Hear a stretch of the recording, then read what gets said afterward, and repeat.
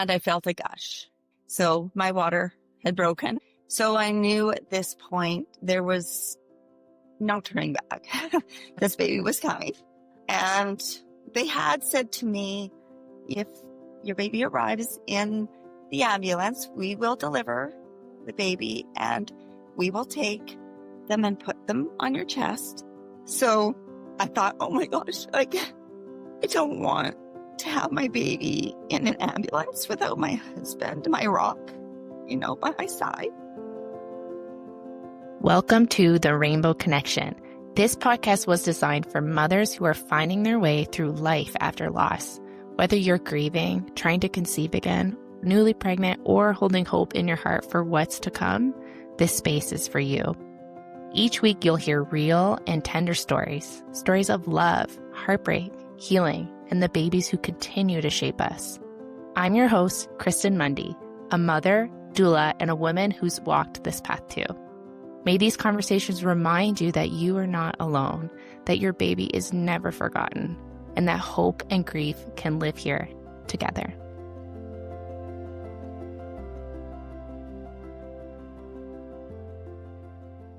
Before we dive into today's episode, I want to tell you about Mother Like No Other, a special community for women who are navigating the tender season of life after loss. Inside Mother Like No Other, you'll find a warm, supportive space of moms who truly get it, plus practical tools to help you through the hard days.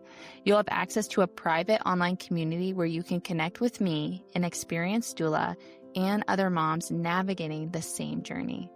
Each month, we gather for live workshops to connect and learn, covering topics like supporting your fertility journey, grounding strategies, self-advocacy, and ways to nurture your mind, body, and soul.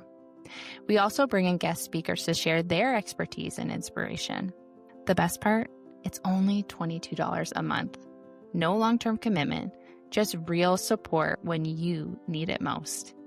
If you're ready to feel more grounded, connected, and held through this season, come join us at thedoulalife.ca/mother. You do not have to go through this journey alone. And by joining us inside Mother Like No Other, you won't have to. Today on The Rainbow Connection, I am sitting down with the incredible Krista Wilson as she shares a story of her beautiful son, Harrison, the little baby boy who was born at just 23 and a half weeks on a snowy December night.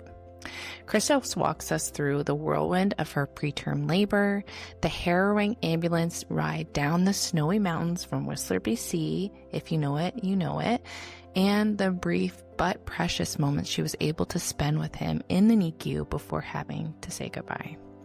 She then opens up her heart to tell us about her rainbow pregnancy, the one where she found herself back in the same hospital on bed rest for 9 weeks as she prepared to hopefully welcome her rainbow baby. Krista opens up about the fear, the vigilance, and the desperation that her daughter Julia would make it here safely earthside. I always enjoy speaking with the mothers who have held on to their little ones for so long. Krista is coming on here and sharing her story of her son 27 years later. She has so much wisdom to offer us, and however heartbreaking it is to know a mother who needs to walk this grief her whole life, as a lost mom, I think we all know it really is an honor, right? And also a comfort in knowing that all this time later, 27 years later, you still hold your baby and their story with the same adoration and love you did all the way back then. I'm so honored to share Krista's story with you today. Okay, enough from me. Now let's hear from Krista. Hello, everyone. Welcome to another episode of The Rainbow Connection. Today, I am joined with the beautiful Krista. Hi, Krista. Thanks for being here. Hi, Kristen. Thank you so much for having me. It's truly an honor. I'm really looking forward to talking to Krista today. Krista has a beautiful story to share with us, and she's waited a long time to share this. So I'm really looking forward to our conversation. She's going to be sharing about her angel baby and her rainbow baby today. But before we dive into those, Krista, why don't you share with our listeners a little bit about yourself? I am a mom of three of my birth children, one angel baby and two of my own. I have also fostered for other children throughout, I guess, 25 years of my life. I dedicated to fostering children. And now I've chosen to go down my path, my passion, and coach women, men, people through grief, through whatever ever grief you're going through. I think grief is grief, but specifically, my heart is for pregnancy and infant loss. That's where I've been called, and I truly feel as though I have a lot to share. After 27 and a half years, I feel like I have just a little bit of wisdom to share with people that are going through this horrible path, going down this horrible path, I guess. Yeah.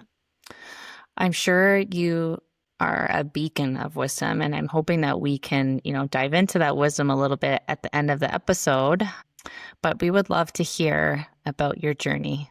So why don't you start wherever you would feel comfortable starting?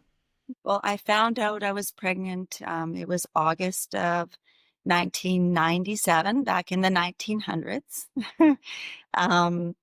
I was elated. My husband and I were just married for just under a year, 9 months, or 11 months, sorry. And super excited to, add to our family. In between the time, we had chosen to also foster our first, take in our first foster son. So my career was changing and I was pregnant, and there was just lots of exciting things happening for me. And everything was amazing. My foster son was very, very high needs, and we got him. He wasn't going to school when he moved in with us. So we got him back into school. He was going to school full time. So we thought, why don't we take you to just before Christmas, the 22nd of December? Why don't we take you to Whistler? And Whistler, I live in Canada near Vancouver, and Whistler is a ski resort, world known. Probably people around the world know about Whistler. But we thought, why don't we go to Whistler for the night? My dad ran a hotel there. So we phoned him and said, can we go to Whistler? Can we come to the hotel? And he said, sure, come and see me for a night and I'll set you up. And so we got to Whistler and looking around like winter wonderland. And it was just absolutely magical, and had a great day, had a great dinner, and said goodnight and went to bed. And I just kept kind of moving around in the bed going, what's going on? What's feeling weird, up and down, going to the bathroom. And I said to my husband, John, I'm like, I don't know, I just kind of have a weird tummy. Like, I just don't really know what's going on. And he said, do you want me to call the doctor? And I'm like, no. Like, it's not like that. Like, I'm sure it's not like that. So I just kept, listening to my body and going back and forth. And then I saw blood. And I went back and I said, John, okay, I just saw some blood. He said, do you want me to call the doctor? I'm like, yes, I do. Yes, please. I don't want to call. I'm a mess by this point. Like, blood, like, what does that mean? Yeah, no one wants to see blood in their pregnancy, right? Yeah. So he got the doctor on the line, phoned our family doctor, Dr. On Call, back in Vancouver, and they suggested we go to the Whistler Hospital. So they said, call the ambulance. And so it's like, okay, ambulance. Like, why ambulance? Why can't we just, go there? Anyhow, ambulance attendants came. They brought me to the hospital and started to do some tests and poking and prodding and everything, and realized they wanted me to start timing when I started feeling these cramps. So I start timing, and they're like, you are in preterm labor. And so at this point in my pregnancy, I don't think I mentioned I'm 23 and a half weeks along. And I'm like, preterm labor, like, what does that even mean? Like, I'm, I'm reading the book, What to Expect When You're Expecting. Like, I'm not even, Thinking halfway about through that. this, I'm thinking, yeah. And it's like, what Yeah. do you mean? Like, I'm not even used to calling myself a mom at this point. Mhm. It's so fresh. And so they said, listen, this is what we need to do. We're going to phone to the Children's Hospital down in Vancouver, and we're going to see if there's a bed for you available. And that would be if there's any chance of life for your baby, we need to get you to the Children's Hospital. Mm. So they phoned, and apparently there wasn't any space available or something. They came back and gave me this news. I'm like, what do you mean? Like, and then all of a sudden, another call came back. A nurse comes running and says, yes, there's space. Let's get her loaded. I'm like, okay, like what happened here? Okay, this is great. I guess. Mhm. But as I said, it was a very, very wintry night. They actually had said, don't travel the roads. So I'm thinking, okay, I'm getting into this ambulance. My husband has to go back to the hotel room, pack up our foster son who's been sleeping in the hotel room. And then they have to follow us down this road in the ambulance. And anyhow, lots of moving parts. They got me in the ambulance. My beautiful nurse, who to this day I think about, and I think I never really feel like I thanked her. She was with me by my side the whole ride, and holding my hand and explaining what was going on, what was going to happen if my water broke, what if, all the ins and outs of things that my mind wasn't even going there. Like I'm just 23 and a half weeks along. And I always have to say Mhm. and a half because it means something. 23 and a half is like It does mean something. huge. Yeah. So I'm loaded in. John goes back to get our foster son, and he calls ahead to my sister and my sister's boyfriend at the time. They were looking after our dog, and asked them if they could meet me at the hospital because he knew he was going to be behind. So they graciously went down to the Children's Hospital, and we're there. About halfway, I guess, when I got to Squamish, so it's about halfway down the snowy highway, the lights and sirens went on in the ambulance. And I Mm. guess my eyes went as big as saucers. And the nurse looked at me and she said, it's okay. This is only to alert people that we're going through a city. This is not, I didn't give them a signal that they needed to go faster. It's just Yeah, and if that, anyone is listening to this and isn't familiar with Canada, especially BC coast, the trip from Whistler to Vancouver is so windy and snowy and mountainous, and it's a lot. So I'm just envisioning, because I've taken that trip many times, and that is like a big trip on a good day. Yeah. yes, it is. Hmm. It is. And cars are crazy. Hmm. Thankfully this was about, again, I don't know if I said a time, but this would have been about 2 o'clock in the morning, probably. So it was, in a sense, kind of a blessing because there wasn't cars on the road. So, the ambulance could go as fast as they wanted, but then alert people as, we were going through these little cities or Sure. towns. So then we got to about Lions Bay, which is another, just a little community outside of West Vancouver. And I felt a gush. And so my water had broken. I guess that was like, okay, I guess that's what it feels like for your water to break. So I knew at this point there was no turning back. This Hmm. baby was coming. And they had said to me, if baby arrives, if your baby arrives in the ambulance, we will deliver the baby and we will take them and put them on your chest. And, this is how it will unfold. So I thought, oh my gosh, like, I don't want to have my baby in an ambulance without my husband, my rock, Hmm.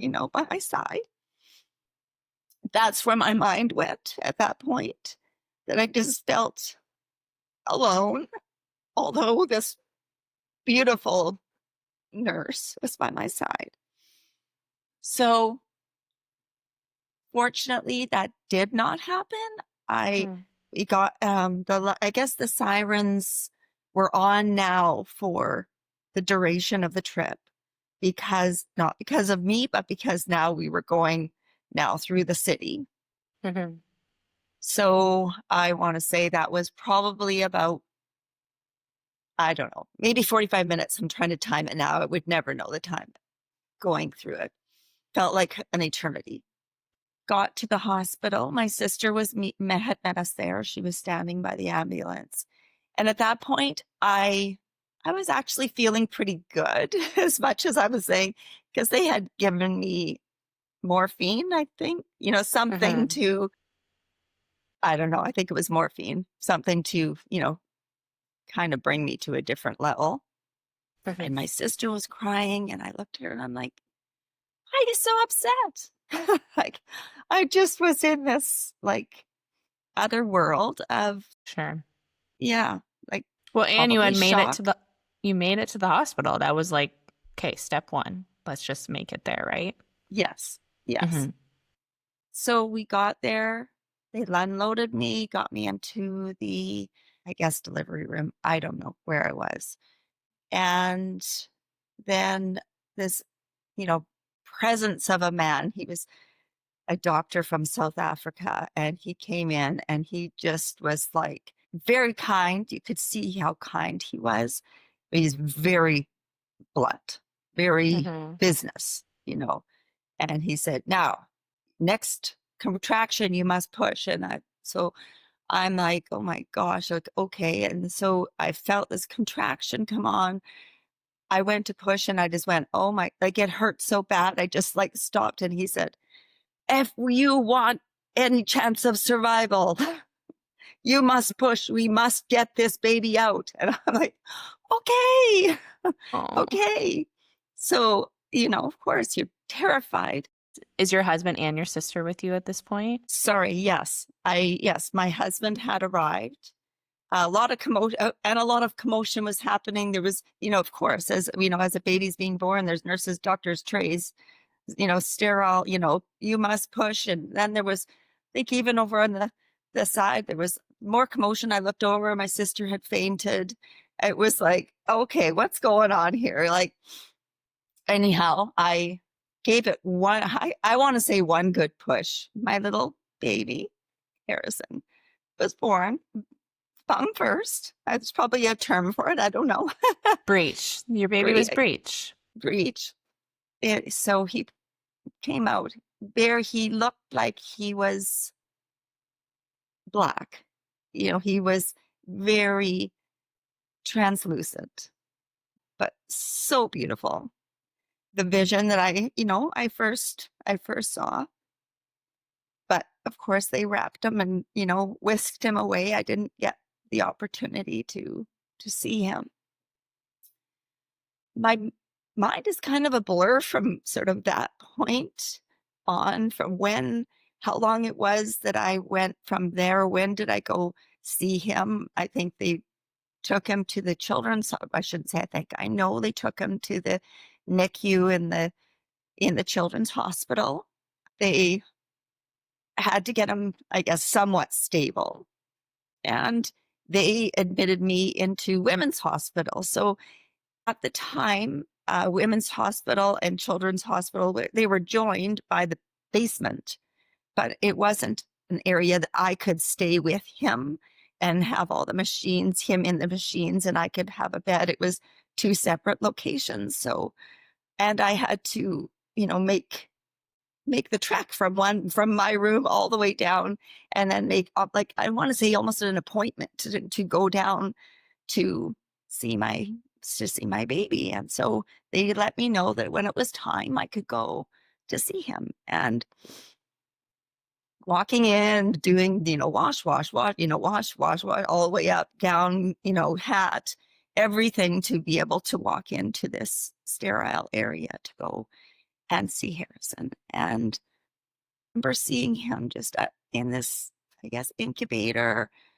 covered in like a saran wrap, like wrapping, keeping him warm. To this day, I don't know why there was this, wrapping all covered in tubes, and he was beautiful.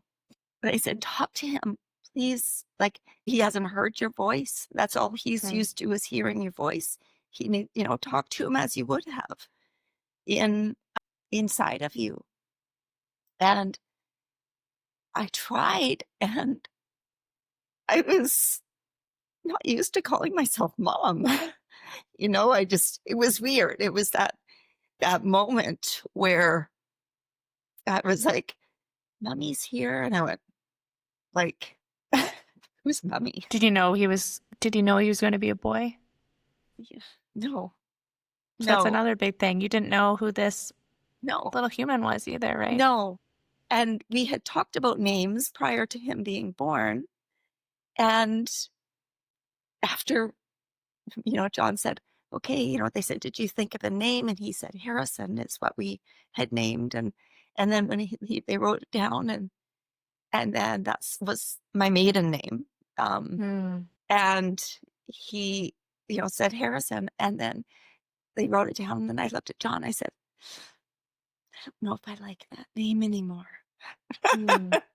He said, it's okay. We can change it. Like, okay. I love the name. But it was just funny, the thoughts that process in your mind in those moments, and how real it is, and how silly it is, and how surreal, right? Yeah. I'm sure nothing was really functioning optimally at that point, right? No, not at all. So I don't know how many times I didn't stay there for very long. I would go in and out, back and forth to my room. Again, I kind of look back and go, why didn't I stay there? Was I not allowed? Or did I just put restrictions on myself? I don't know those answers. How are you feeling physically at this point? Were you feeling okay, or you just gave birth to a breech baby? Yeah, physically, again, I don't remember thinking, oh, I can't walk. Oh, I can't, like I pain wise, I think I was doing okay. In my mind, I think I was in a weird, just surreal, really, space that maybe I'm going to wake up from this dream. I'm sure if I go to sleep, I'm going to wake up and this was all just a nightmare. My pregnancy was too perfect. There was no problems. Like, where did this come from? And at this point, doctors couldn't tell me, they had no, information as to what happened. So I, as I said, I visited him a few times. It was now nighttime. The nurse came to me and she said that she was going to give me a little blue pill to help me get some rest. And if anything changed with Harrison, they would definitely come and wake me up and let me know. And just sleep will be your friend, basically. So I had a great sleep. I can't believe it. I had a great sleep. I woke up in the morning and I thought, right away, they didn't come and get me. Like, this is amazing. This is like, he's still with us. Like, we made it through the night. One night. Like, this is huge. And I remember one of my girlfriends was studying to be a nurse at the time. And she said, it's amazing if he can get through the night. Like, time is our friend, and so I'm holding on to absolutely everything that people are telling me. And, like I say, time. And then the nurse came in and she said, so Dr. Smith, who is the Harrison's doctor, he needs to talk to you. Yeah. And I was like, is Harrison still with us? She said, oh, yes, but he would like to have a meeting with you and John when John could get here, because John went home to be with our foster son.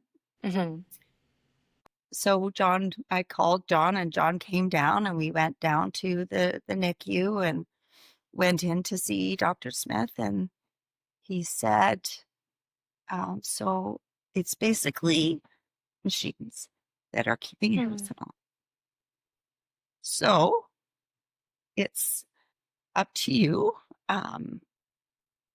when we or what to do. Basically, it's your decision. In my mind, it's our decision. Like, like just to say, Is man, it?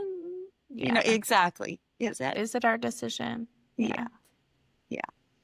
What was it like to for you and your husband to hear this? Were they giving you like any sort of hope on improvement, or yeah, what was that Oh, like for you? no. It was as in it was you decide when you'd like us to remove the machines. And once, everything is kind of disconnected here, we will pick him up and put him in your arms, and it will appear as though he's taking his last breath. So he's there. Just you be the guide when you're, ready. When you're ready for that moment, just, you let us know. And it didn't take us long. We knew, what had to be done. So they disconnected everything and handed me my baby boy. First time I held him, and really the only time I held him while he was still alive. And I held on and loved him and cried. What do you do? Oh, I don't know again how long we were there. There were a few people, I think, that came in. And I say, I think, back then, there were the social workers, they took some photos. We did, you couldn't just whip out your iPhone and, start snapping photos. I think my sister may have brought down my camera. You just, the very, very few photos. So I try to remember and think who was there, and even, people that were there, a lot of them have passed away now. So, to even go, were you there? Like just to ask those questions is, I'm sort of relying on my journals or, like little things that I may have written in places, but he was loved, and he was loved by everybody around me. And I did feel supported. People called him by name. The hospital treated me beautifully. I don't have any negativity, to say about that. It was just the time, the time that he was born, and it just wasn't talked about. It wasn't, even less than it is now, like it just wasn't, the awareness wasn't there. Or maybe, I guess, wasn't there, but also I was very naive to that. I didn't know that could happen. That had never happened. I feel like most lost moms feel the same, Yeah. right? Like this happens to other people. This doesn't happen to Yeah. me. Like this only happens to other people. So when you don't, I think you don't really think about it when you Right. haven't experienced Yeah. it, right? It's really a whole new world. And why would you think about that? Yeah. But, I honestly think I had never heard of, I had never heard, I don't even know if I've heard of a miscarriage. It was just the naivety. Again, I just go, like, how fortunate, to feel that. Ignorance really is bliss in It that is. sense, right? It is. It really is. You're right, though. All Harrison ever knew was your love. It's Yeah, so true. That's it all he ever is. knew was your love. And he passed in love. He passed in a safe place. Um, I'm so glad that you felt supported because, 27 years ago, who knows what things were like, right? And there was a lot less awareness, and we didn't have iPhones where we could take videos and 100 pictures. It probably is a totally different world that, even I'm not accustomed to because it's so different now, right? While we take a quick break, I want to introduce you to The Haven, my signature support program for mothers who are pregnant again after miscarriage, TFMR, stillbirth, or infant loss. This is not just a course. The Haven is a trauma-informed community program that includes weekly live workshops, expert guest speakers, and ongoing support from me, an experienced doula and fellow loss mom, anytime you need it. You'll also receive one-on-one check-ins, guided journaling prompts, full access to my birth course, Reclaim, and a warm, intimate community of other pal mothers, a place where you can be real, be held, and be reminded that you are not alone in this. Enrollment inside the Haven is now open, and support is available to walk with you throughout your entire pregnancy. From the moment you see those 2 pink lines, all the way until your baby is tucked safely into your arms. If you've been longing for a place to feel safe, feel seen, and be supported throughout your pregnancy, then the Haven was made for you. You can learn more at thedoulalife.ca/haven.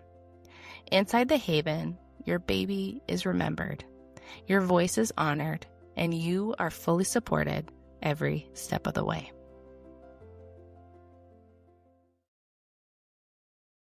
How did things look like is your husband's name John? John, yeah. John, how did things look like for you and John? What did life look like after? How did people show up for you at this time? Did you find that people didn't talk about it or? Again, I want to say that we were fortunate. I feel like even though there wasn't that awareness, I felt like we kind of rocked our friend group a little bit, shook them up a little bit in that everybody, the stages, oh, we're getting married, oh, we're having kids. And, we were the first people for something like this to happen. Yeah. Too. And it was like people were showing up more than I don't know, I don't want to say more. When I reflect, I think, or when I talk to different people now, I think I was very fortunate for the lack of awareness from back then. I feel that people were very, very supportive, really showed up, whether it was for like taking us for dinner, like let's talk about this. It wasn't just, oh, there's the elephant in the room, or we don't want to walk down this path, we don't want to upset them.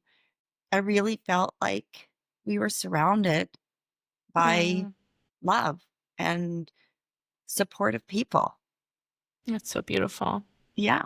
It really was. There was, I was thinking like, how did one person really show up for you? Or how did, and I really would feel like I couldn't really pinpoint one individual because there were so many different acts of kindness that different people did for us. It's beautiful. I'm so happy that you got that support you deserved. Yeah. You deserved that. So Yeah. I'm so glad.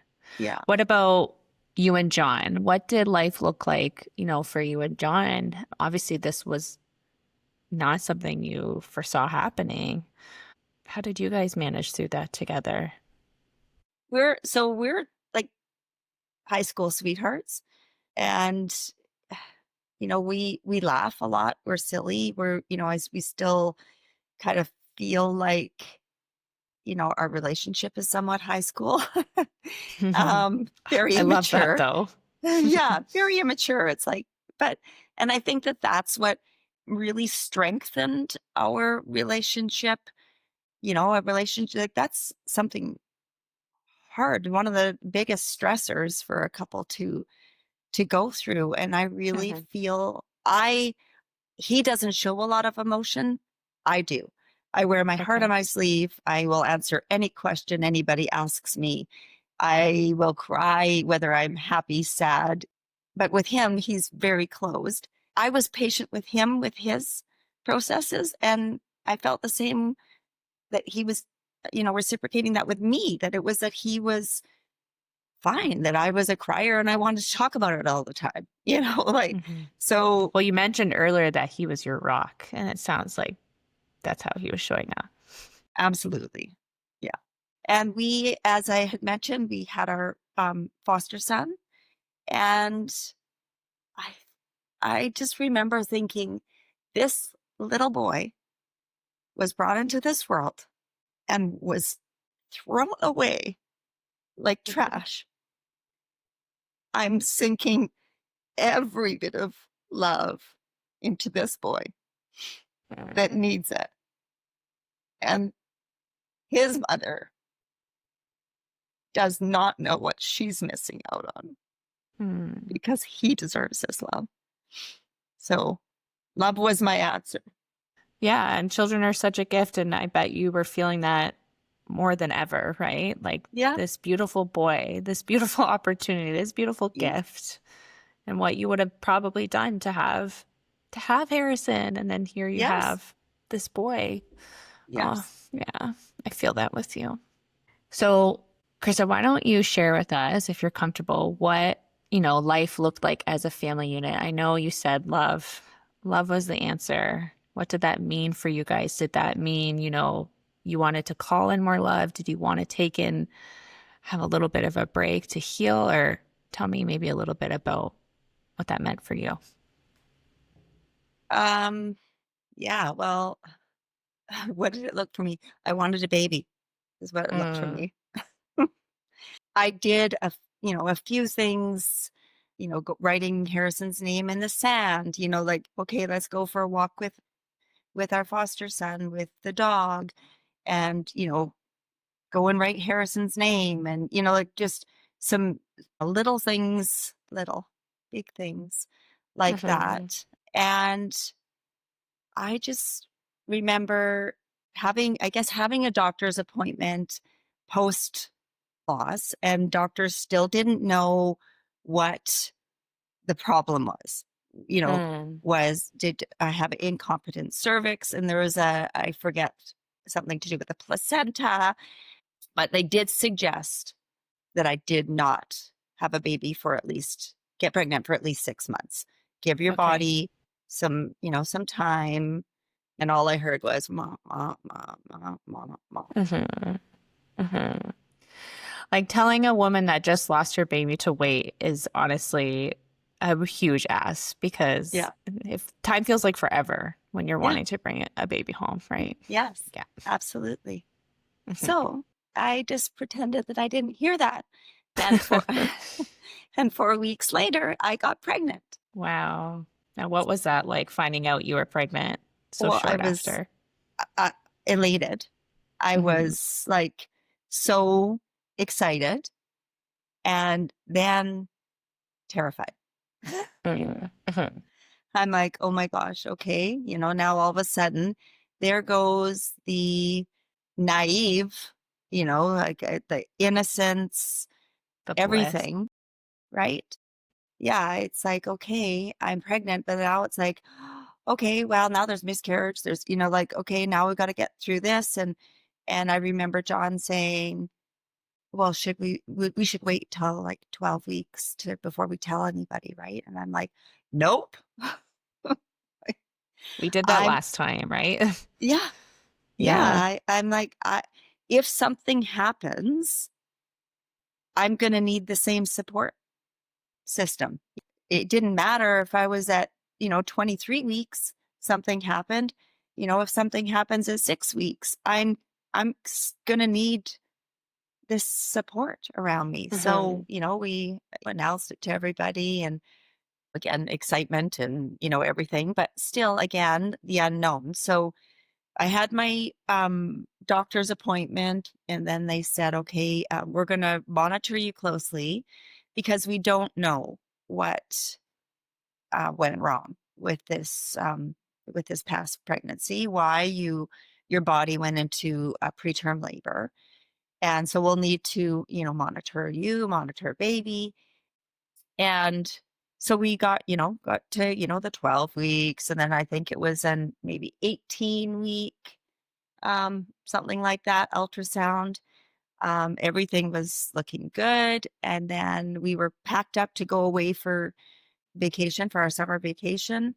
And we just had to go to the hospital to go and do my, next ultrasound. This was at 25 weeks. And they, did the ultrasound. They looked and they said, your cervix has completely shortened and Mm. it's starting to dilate. And I'm like, Mm. what does that mean? They said, we need to get you in to suture your cervix, and you will need to be on bed rest for the remainder of your pregnancy. Wow. That gravity is not your friend. Yeah. Mm-hmm. Always with a trip, right? It's like we were just going to go on another Yeah, trip. yeah, Oh my yeah, goodness. So what did yeah. it feel like to hear that? Again, I was terrified. And I guess to backtrack a little, leading up to that, I'm hitting different milestones. I'm hitting, the 23 and a 24 half, week. like, and I'm Yes. marking everything on a calendar, like, it's like, Mm-hmm. I've got the, written calendar. It's like, yay, check, like and it was what to expect when you're expecting book that I'm looking through. And I'm like, I will never look ahead to see what's coming ever again. Here's the week and here's the day. And I'm reading and I'm, looking at the day only. I'm not looking at so what's growing on baby next week? It's like, no, no, no, no. I don't even know if I'll get to next week. Hmm. Trying to stay in the present, it sounds like. Exactly. So they put me, I guess, went into surgery, Mm-hmm. not surgery to, but they had to freeze me from my waist down and put in the sutures. And I was admitted into the women's hospital where I was 25 weeks pregnant and needed to lay on my back and not worry, they said. If only, right? Yeah. Yeah. So there I stayed for 9 weeks. I was in and out of hospital. It was a beautiful summer. It was like hot, hot, hot, but I was indoors and it's okay. I was keeping my baby safe and in me as long as I possibly could. I remember being in this hospital again and seeing there was a woman that was next door to me. She was in shackles. She was obviously in a high risk pregnancy in jail. She had a security officer outside her door and Literally in shackles. literally in shackles. Wow. And the only Okay. reason I knew that was because every now and again she'd go walk past my door because she needed to go out for a smoke. Yeah. Again, I'm like, come on, please. Like, I just want this Mm-hmm. baby. Like so bad. And what are you doing? Like everything is Mm-hmm. just like Mm-hmm. so wrong. So yeah, I had a lot of time on my hands. I was fortunate for a bit of the time I was able to leave. John could take me out for a little bit if I was, sitting in a wheelchair and or he did let me go home with at-home care. A nurse would come to the house and do like the non-stress test. But every time I was at home, I don't know if it was just a head game, but I would all of a sudden get these weird cramps again. And I'm like, I got to go back to the hospital. Like it was just Mm-hmm. that, like I'm going down that road again. Mm-hmm. You've been through the most tragic thing in your life. And it's like, how do you, if you could just disconnect your brain, just shut it off for a little bit so you could not. Well, there's like an extra level of like hypervigilance you have to be on to be pregnant after loss. And like sometimes being in the hospital means you get to like hand it over a little bit for, Yes. you're not doing it alone as much. Yes. Because there's so much pressure, right? There's so much Yes. pressure when it's just you and you having to like be so in tune and be so in touch with your baby and in touch with your intuition. And it's just so that hypervigilance is really exhausting. Yeah. And if you only know pregnancy going this one way, what else are you supposed to think? Yeah. Yeah. I totally get it. Yeah. And I think I welcomed the nurses, the janitors, like there was always, when you're in the hospital and it's like, oh my gosh, I can't get any rest in this place, but it was like, thank goodness for you people that keep interrupting me, because it's a beautiful break in my day, in my mind. It's like, hey, you want to chat? It was just, somebody always coming in and out of the room, whether it was blood pressure or, oh, here's your lunch, or, oh, I'm coming to take your lunch tray. Oh, now here's your menu for tomorrow. The door was just open. And it's like, perfect. I love it. You keep coming in, keep interrupting me. This is amazing. And I had my little red button that if I felt anything weird, I just say, ding.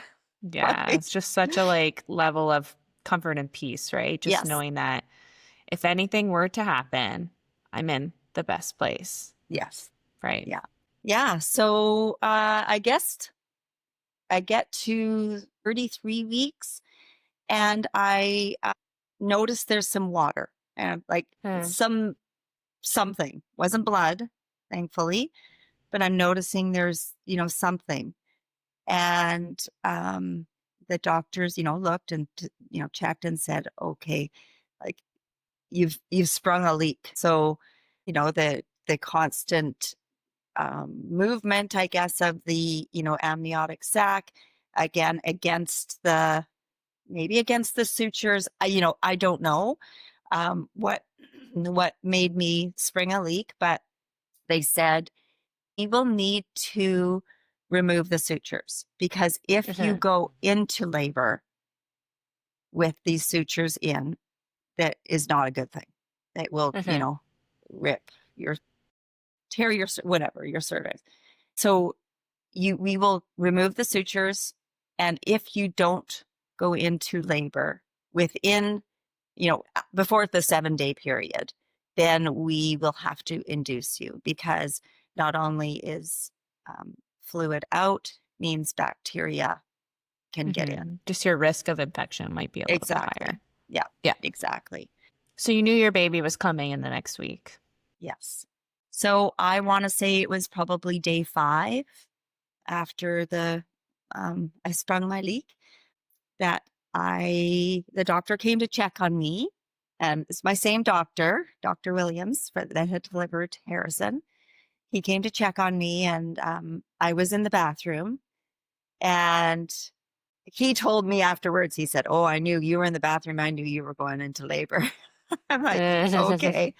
So I was in the bathroom thinking I just had these weird, like, cramps. Yeah. And maybe something I ate, maybe I have to go poo. Like, yeah, kind of exactly. Like sometimes when you're going into labor, it's like thinking that it's everything but labor, right? Yes, exactly. So I was like, okay, yeah, this is kind of, maybe this is it. This is kind of feeling weird. And so, I called the nurse, and she checked me, and she says, oh, yes, we need to get you downstairs. So it was, delivery was downstairs, and my husband was not, for some reason, he was somewhere. I don't know where he was. Whether he was taking our foster son to school, he was busy. He just wasn't, there. But coincidentally, my sister-in-law, who's also my best friend, she unfortunately was in the hospital with me. Wow. High risk. pregnant Oh, wow. in the room next door. Yes. Oh my gosh, that's such a coincidence. Yeah. Yeah. But, like to me, I always say there's no coincidences. There's just It's so this, true. The universe. yeah, Yeah. something. So she had to go down to get, and I forget the terminology, but she had too much amniotic fluid. So they had to go and take And drain some of it. it. Yeah. So she was set to do that morning.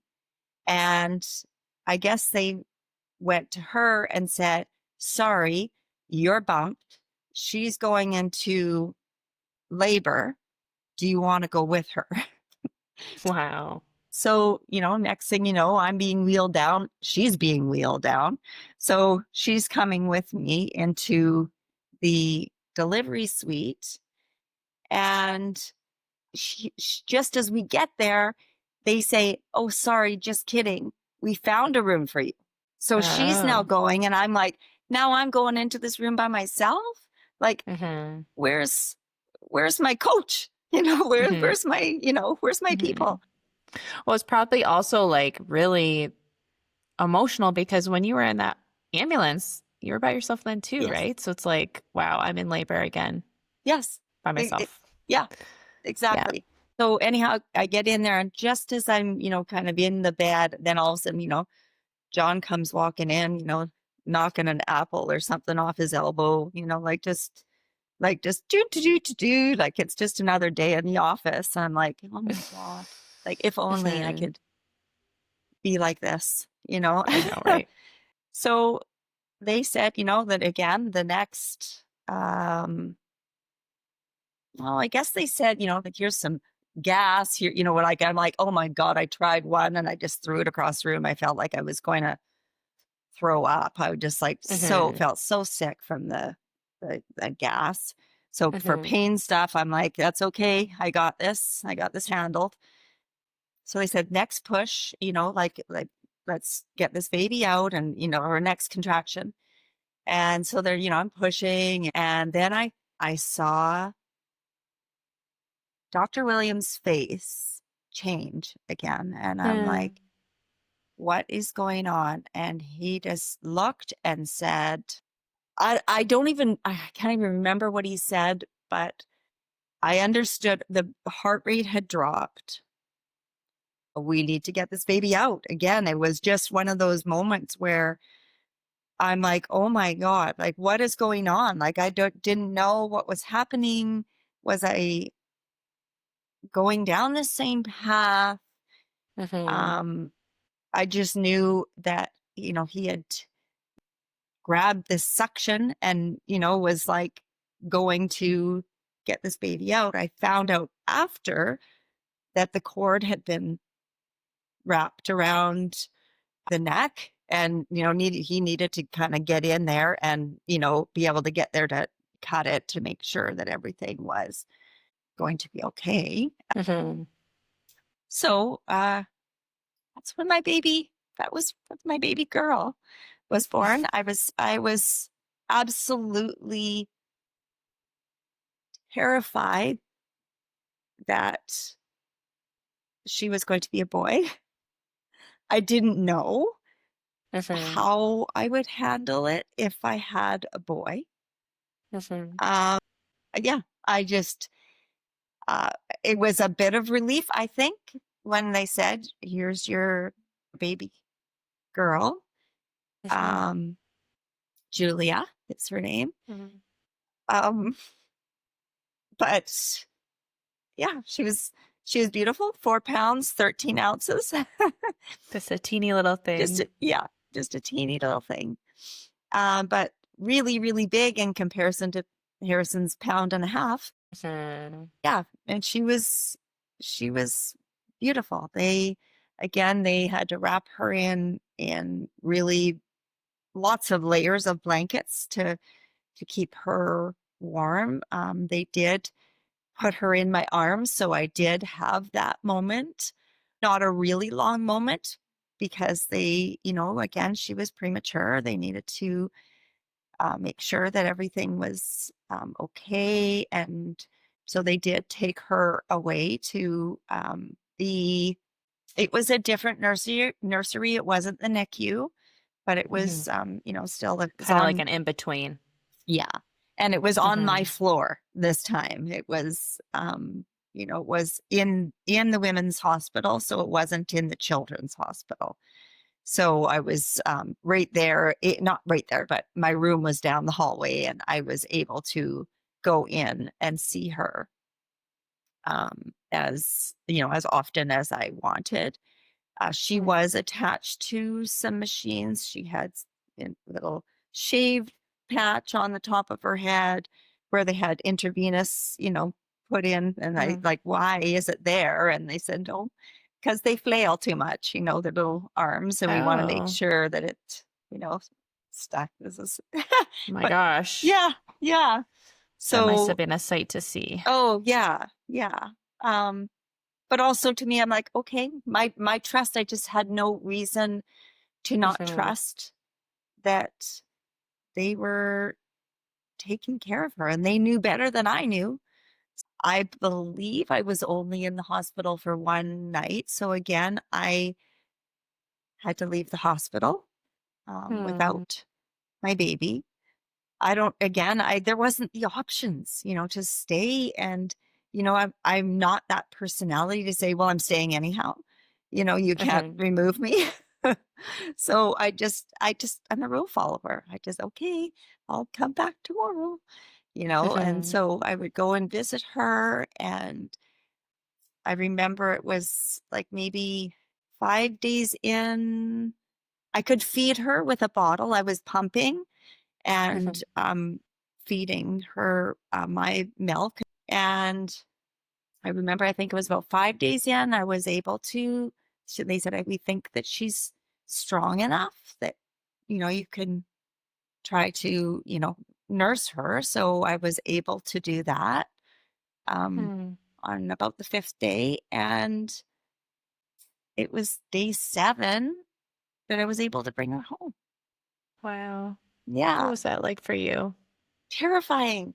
It was like she was like so small, like in this car, the car seats you look at a car seat and you think, oh my gosh, it's it's such a small space. And it's like, but she was even like, I had to have an insert inside of an insert, like it was just like, she was really tiny, just tiny, she was 413 when she was born. And then, they lose weight after they're born. And they, when they check your car seat when you're leaving the hospital, and they're, saying different things before we're leaving. Now, make sure that, as you're driving home, so it's about a half an hour, 45-minute drive from the hospital to my house.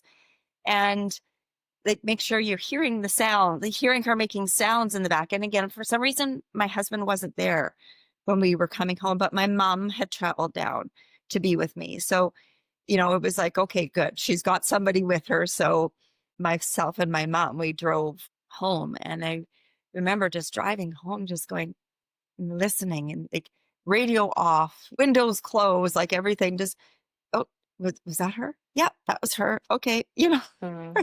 Driving along, just making sure we're hearing these noises. And yeah.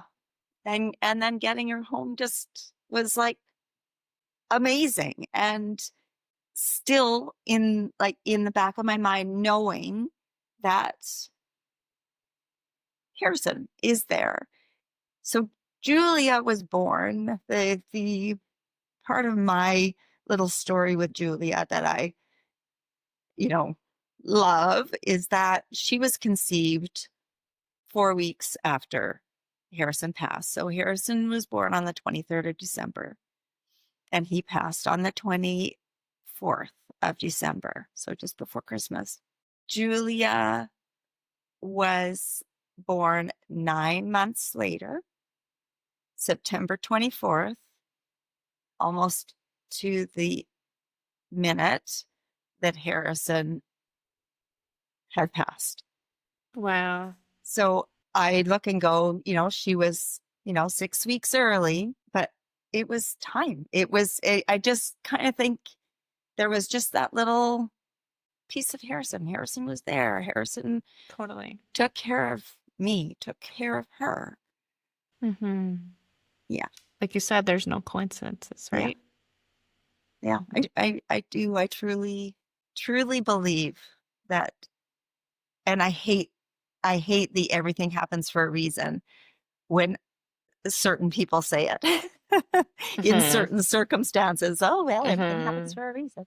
Mm-hmm. It's like, well, no, but I really believe Context and tone is really important with that absolutely. one, right? Yeah. Absolutely. Yes. Yeah. So what is it that you took away from that? Curious your perspective of everything happens for a reason. I know you said that you didn't like it, but you were going to say something like, but. Well, in this situation, I really believe everything happened for a reason. I do think that he passed, and I think that, the gestational period is 9 months, for a baby. And just that, that it's like exactly 9 months later for a normal pregnancy. Again, it's like, I don't know, I uh, never There's experienced a a lot normal. of, yeah, there's a lot of symbolism there, right? Hmm. Mhm. Yeah. Yeah. You've been on a journey, Yeah. definitely. Yeah. So I know that you said your experience has like kind of navigated you or led you down to your career path and what you're doing now. I would love to hear, more about that. As I had, mentioned, we fostered kids, and throughout fostering kids, I just felt like I was, pouring my, like I say, my love into these kids that just didn't have that type of love ever in their Mm-hmm. world. But throughout, I always felt like if I heard of somebody or people heard of somebody having lost a baby, had a miscarriage, different things, they would reach out to me and say, hey, Krista, I this person, blah, blah, blah, like, would you be interested in talking to them? And I'm like, absolutely. Like, for me, it Mm-hmm. was not only healing for me, but I just felt like I had things to offer, some support, maybe some tools, some guidance, but also a realistic view of things, that it's like, it's not just have another baby and replace the baby. It's, Mm-hmm. as you can see with me, it's like 27 and a half years later. And yeah, I cry. But Mm-hmm. it's, you're not replacing, you're not forgetting about this life that happened, this Mm-hmm. life that was very real and will always be a part of your world. No matter, you'll Mm-hmm. take it with you for the rest of your life, no matter how much time or how many children have come. And I thought, this is my time that I want to pour into my passion, into this is my time for me. Um, Mm-hmm. my passion project. And so I decided to take a life coach, grief coach course that was specifically for pregnancy and infant loss, and, step into that role and really feel like I can help people that are trying to navigate this horrible path of, Mm-hmm. that women, that people, couples, individuals shouldn't have to go through, let alone go through it alone. Yeah. My little phrase is, you'll never walk alone. Mm-hmm. It's something that I really feel as though I want to be there for people. I Mm-hmm. really want to support and listen. And yeah. I love that. That was going to be my next question. Like, how do you honor Harrison in your life now? But this sounds like a really big way that you do that. Yeah. Does that show up in any other ways? Yeah, I grew up in Nelson, which is about 8 hours from here. It's a small town, BC. I love Nelson. I've been there Okay. before. Okay. It's beautiful. Okay. I It's love a it there. Yeah, it's a beautiful, beautiful little city. And it's funny because I still call it home, even though I moved, born and raised, but I left when I was 18. But we go back. We still have family there.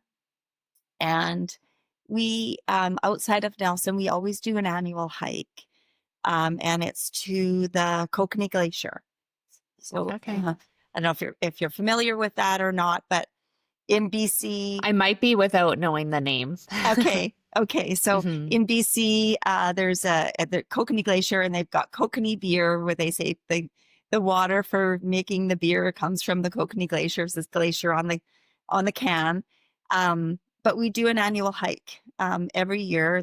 You drive to a lake, and then you hike 5.5 kilometers we have a little memorial site that's there that was originally for John's youngest brother, who had his life taken too soon. So there was a memorial there for him, and we added Harrison. And since there's quite a few more people that have been unfortunately added to our little memorial spot, but every year we hike there and we have lunch at the spot and just enjoy the moment. And in my everyday life, I rush. I try to slow myself down. I try to tell myself, stop and smell the flowers, like it's like even when I'm walking wherever, it doesn't matter. It's just like, did you even see that bush that you went past? Like, it's just always on a mission, right? Mhm. But this day, we always have a core group of people, but everybody is welcome. Anybody is welcome. We throw it out there. And so there's always add-ons every year. And my thing is I'm the caboose. I go only as fast as the slowest person. And so we meander up the mountain, and I soak in every single thing. So that would be it's one of my favorite days of the year. When do you guys do that? It's different every year, but Every it's year. in the summer. Okay. So we just did our it was July 19th that we Okay. did our hike. Yeah, it was another amazing day, and my daughter was proposed to that day as well. Oh, wow. Yes. So beautiful. Yes. That's like such a full circle moment for you, I'm Yeah. sure. Yeah. Yeah. Well, you'll have to keep me posted about next year. That I could just totally envision myself joining you, because I love it. BC and it sounds so beautiful. It's so purposeful and powerful. So you have to keep us posted about next year. Absolutely. Absolutely. Like I say, it's like, some years we just have, there's been some years that it's John and I, like, very random, very usually there's, this year there were 13 of us. Some years there's 30 of us. Some there, like, it's just all over the map. But yeah, it's it's come one, come all, always. Beautiful. Yeah. Well, Krista, I think this is a beautiful place to wrap up. I just want to thank you so much for, sharing your story. I think it takes a lot of courage to come and revisit this 27 years later. And I love talking to, the mothers who have like trudged these roads for so long, because I feel like you have so much wisdom and guidance that you can share with us. And I think a lot of women will feel comforted in knowing that, you still remember and grieve and love your baby 27 years later. I know that we'll always love our baby, but I think that there is this little tiny bit of fear that life gets busy and life moves on, but it really doesn't. Your baby always journeys with you. And I think a lot of women will find comfort in hearing your story today. And just want to thank you so much for sharing Harrison with us and Julia with us too. Yeah. And it's funny because it's like, you know, a typical mother, right? It's like, Mm-hmm. you know, I'm like, okay, well, I didn't say anything about Jaina, you know, like my youngest baby, you know, my baby, my most normal pregnancy. The typical mother, it's like, we can't forget about, you know, I got to treat them all the same. Yeah, of course. I mean, she's your rainbow too, right? Yeah. Maybe Oh, we'll have to have you come back and tell us all about her story too. yeah. I would love that. So everyone knows that Chris has 2 girls after Harrison. Yes. Julia and Jaina. That's right. Yeah. Well, we are definitely acknowledging that. And they are, all 3 of them are so lucky to have you as their mom. Yeah. So thank you so much for being here. Thank you for having me. It was, as I said at the beginning, it was an honor. I love sharing Harrison, and I love it when people want to hear my story. Thank you so much for tuning in today. If you enjoyed today's episode and want to connect more, Instagram is where I hang out most. So come join me in a beautiful community of lost moms for pregnancy after loss education, real life grief talk, and deep solidarity. You can find me at the.doula.life and at the Rainbow Connection podcast.